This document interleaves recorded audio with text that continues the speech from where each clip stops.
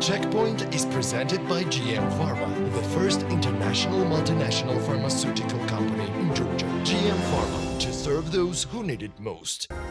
Georgia's sound economic management and good business environment will continue to support economic activity, but further reforms will be required to keep GDP growth between 4 to 4.5%, according to the World Bank's Country Economic Memorandum, CEM, for Georgia.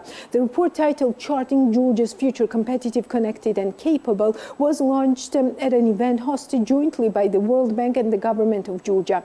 The report depicts Georgia's significant development gains over the last decade and seeks to inform government policies and help facilitate similar successes over the next 10 years. Specifically, the CEM features the story of a small, open and resilient economy that has made considerable progress in GDP growth and poverty reduction, yet with more limited success in improving productivity and creating well-paying jobs.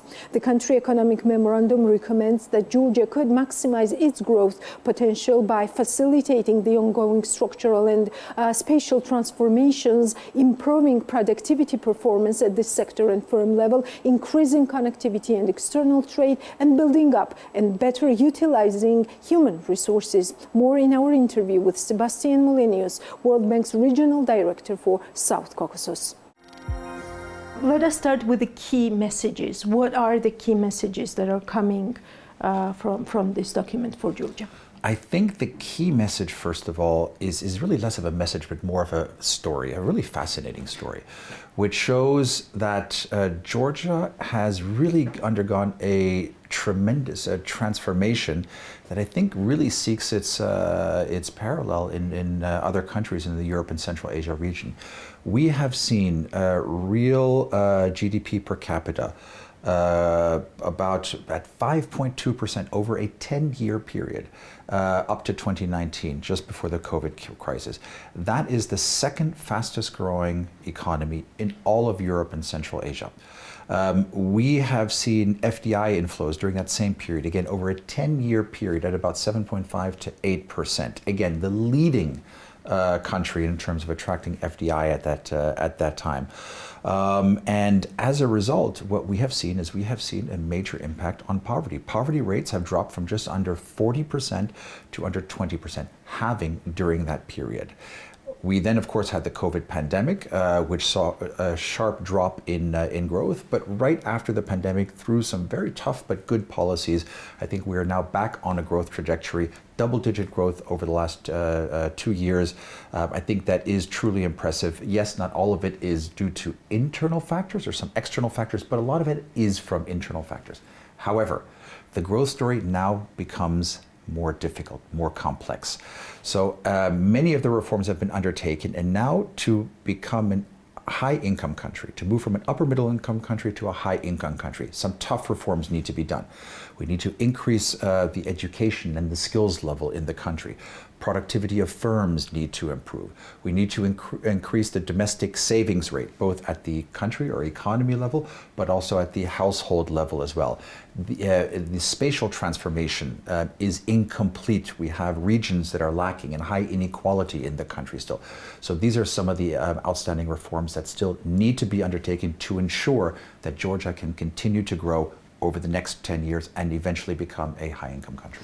Let's dig a little bit deeper. For example, the World Bank says that Georgia's economy is benefiting from structural transformation, but the process remains incomplete. Mm-hmm. What does that mean, first of all, and what are some of the barriers that that are impeding so that the process is mm-hmm. complete?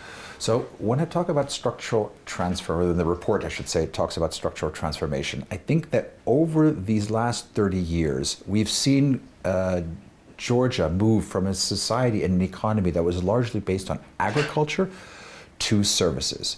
And that, again, is quite an important achievement, seeing a shift like that. It takes other countries many more years, but Georgia has undertaken that shift. With that said, we still have about 30% of employment in the agricultural sector.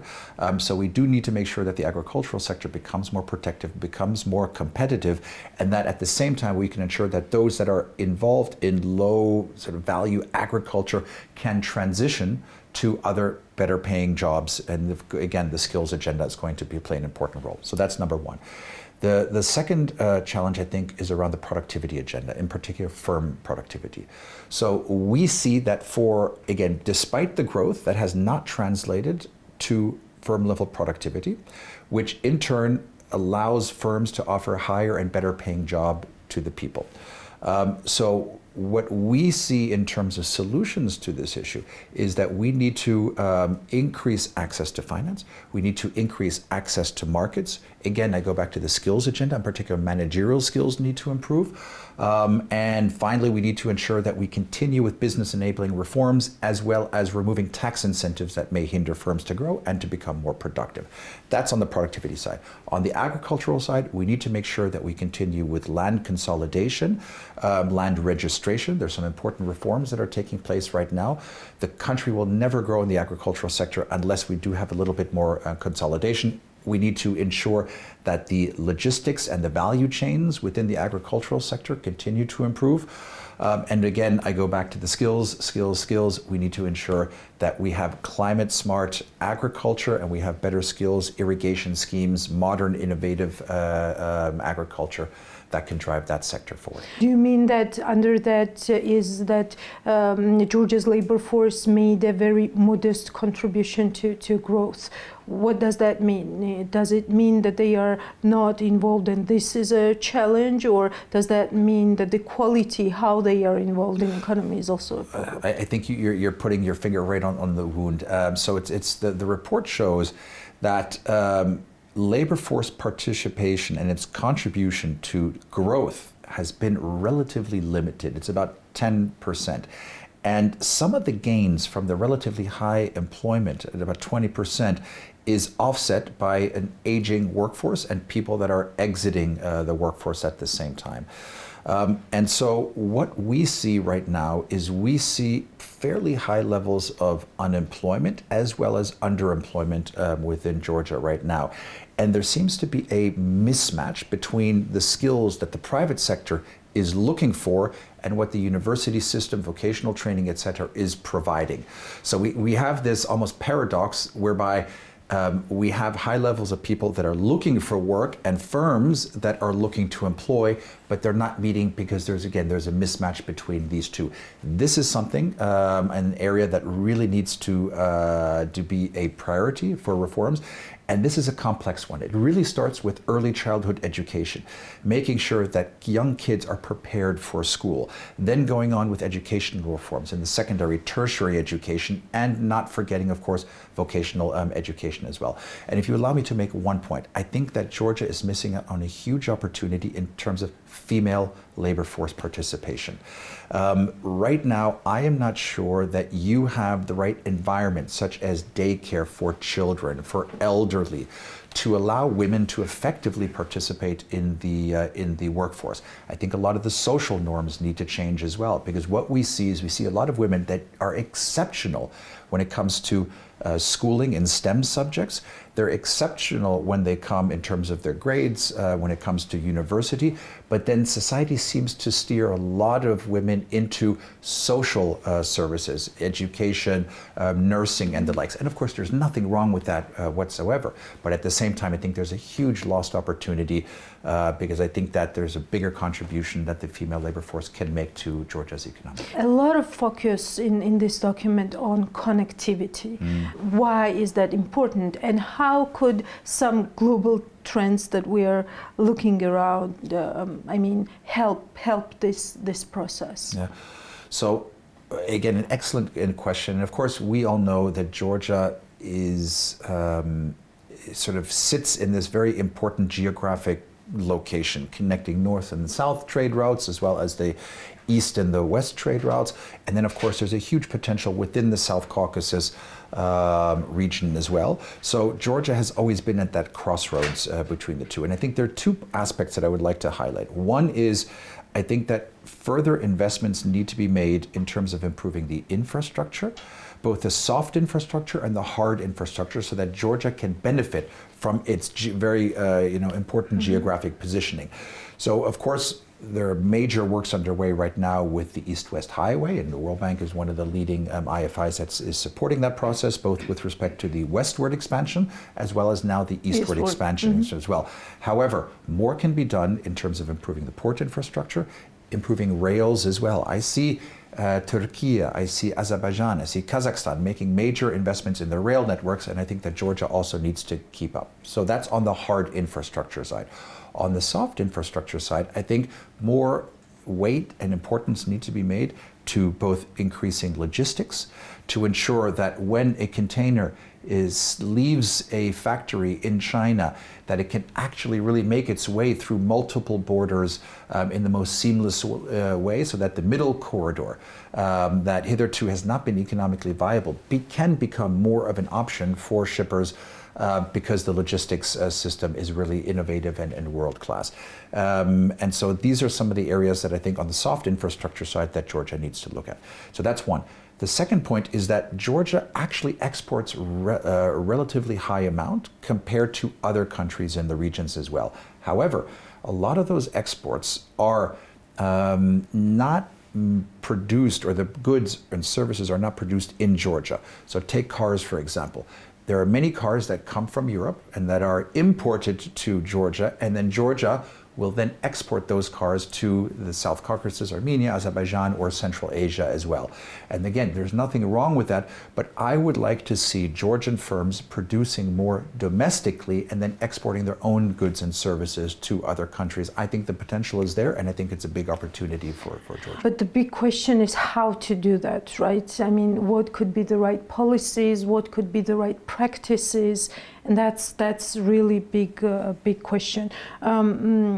Also, who should be doing this, and how much could the state be doing itself, right? For example, we mentioned agriculture, and you earlier mentioned that it is a good thing that Georgia has shifted from agriculture to services, and that's a structural transformation there. But the policies that we see, for example, subsidies that we see, some of the subsidies that the private sector itself says that, you know, they are of no use. The state employment program that we saw, that we do not know what it aims to achieve, and this is not me saying it, it's experts saying it. So do you think that this big state that might be becoming some kind of like a competitor for outside investors, for local investors, is that the right direction to achieve this? So I would argue that there is an important contribution that both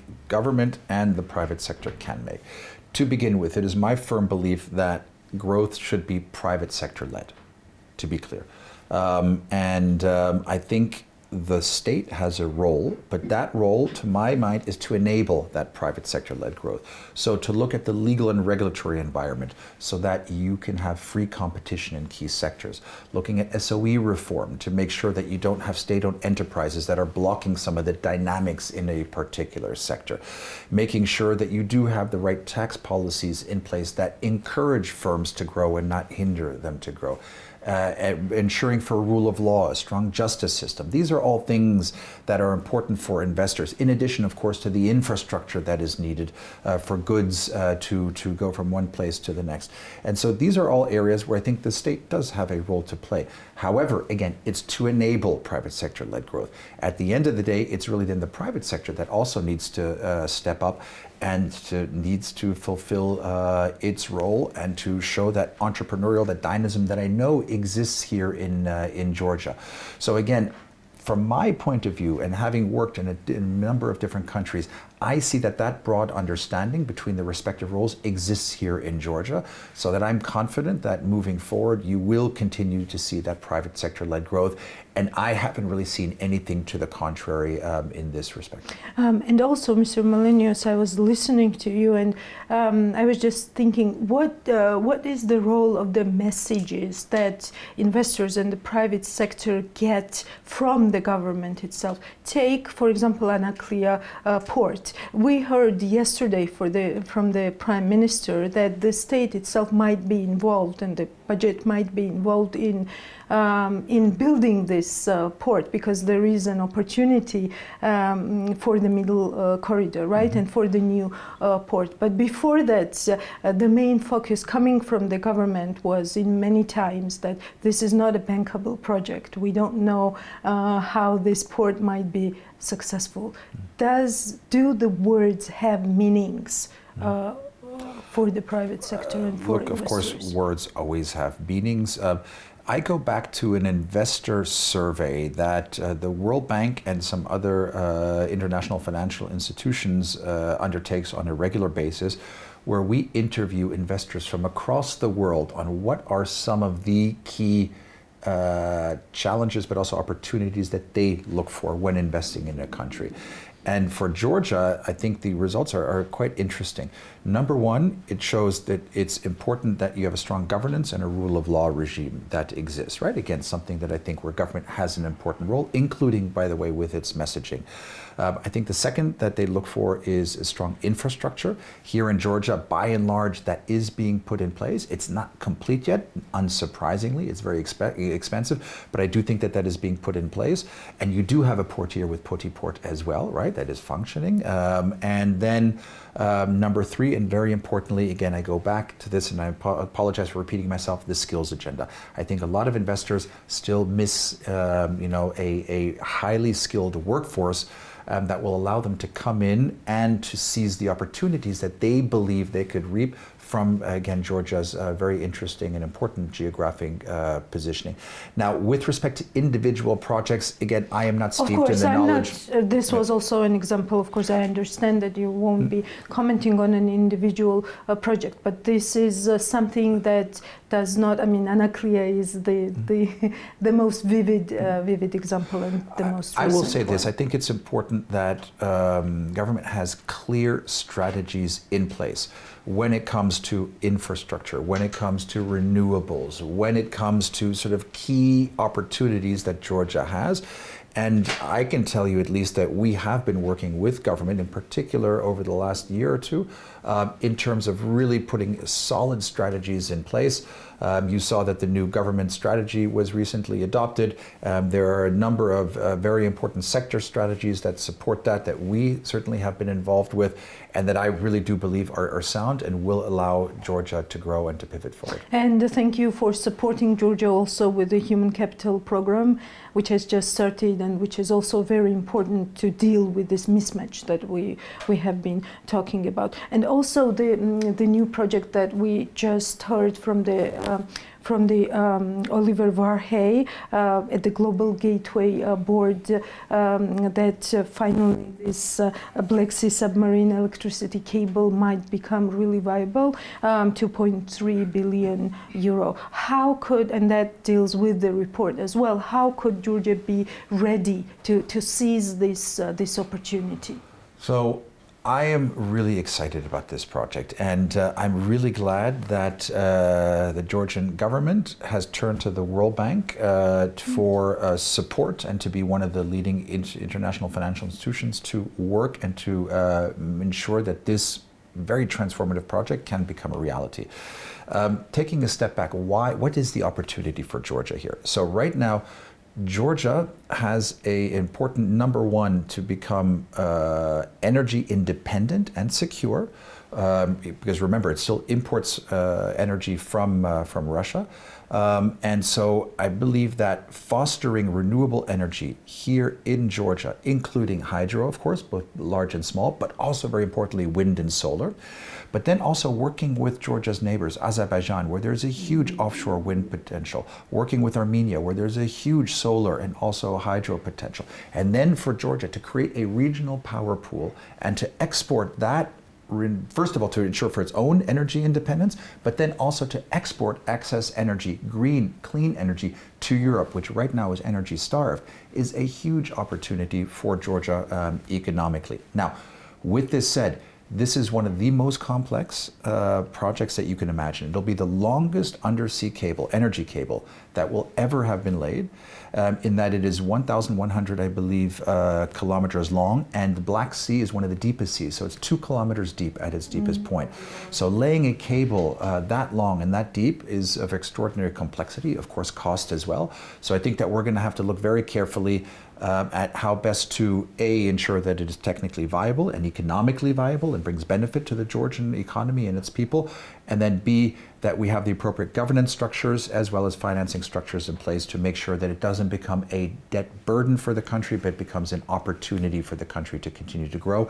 And the World Bank is right now leading in the technical as well as the economic feasibility study for this cable, and we look forward to working with all partners, of course with the European Union as well, in terms of making sure that this project becomes a reality. Some of the things and the parts of the structural transformation that we have talked, some of the priorities that you have mentioned are also laid out in those 12 reforms or 12 preconditions for Georgia as well, right? So, to become EU candidate country.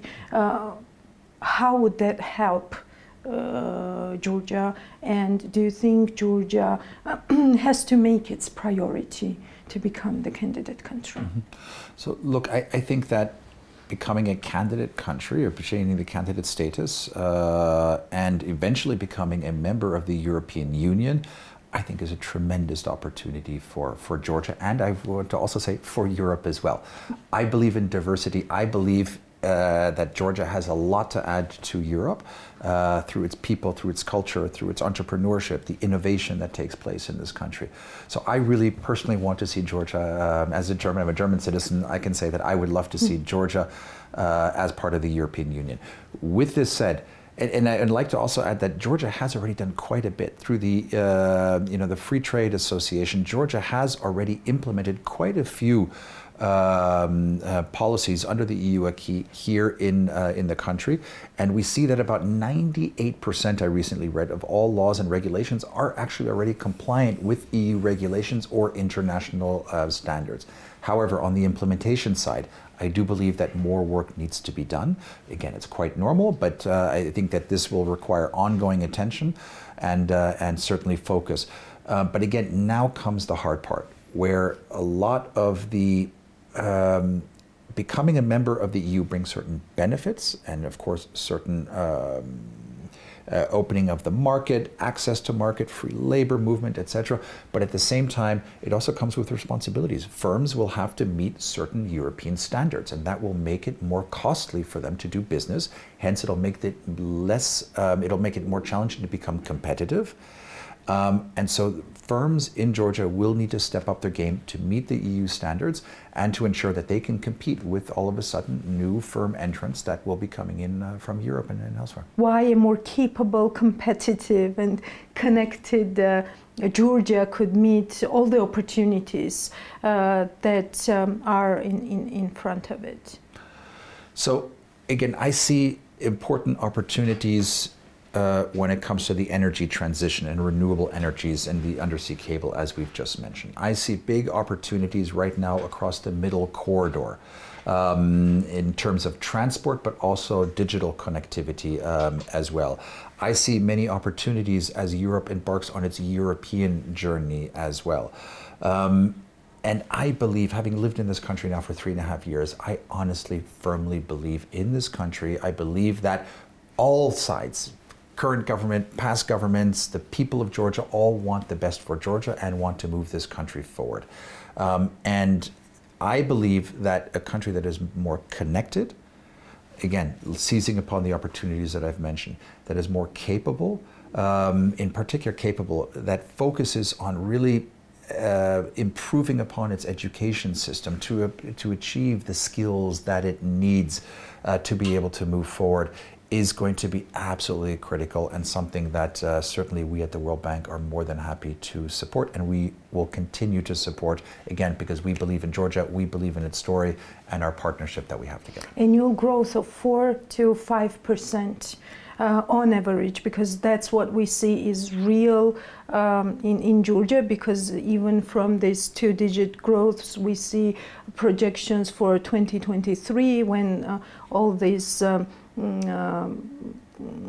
all these factors fade out, and it will be around 4 to 5%. Is that enough to achieve all these plans that we've just made for better, for more capable, and for more competitive Georgia? So I firmly believe that. Georgia, again, I start on the initial question that you mentioned.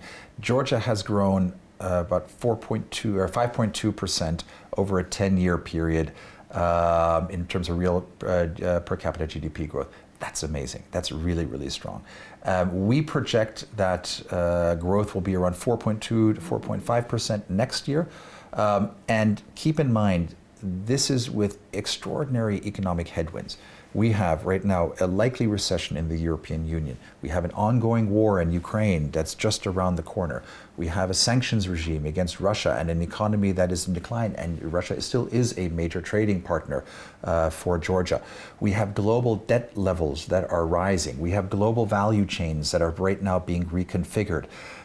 We have climate change that is having all sorts of impacts on agriculture and other sectors as well. And we have a changing nature of work right now with the digitization process. All of that leads to a lot of uncertainty. So for Georgia to continue to grow anywhere near 4 to 5% is quite extraordinary, and I believe can lead to a more competitive, capable and connected Georgia. Thank you for this optimism, Mr. Molineus. I could talk with you like the whole day, but I know you are very busy, and thank you for taking time. No, thank you so much for this interview. The Checkpoint is presented by GM Pharma, the first international multinational pharmaceutical company in Georgia. GM Pharma, to serve those who need it most.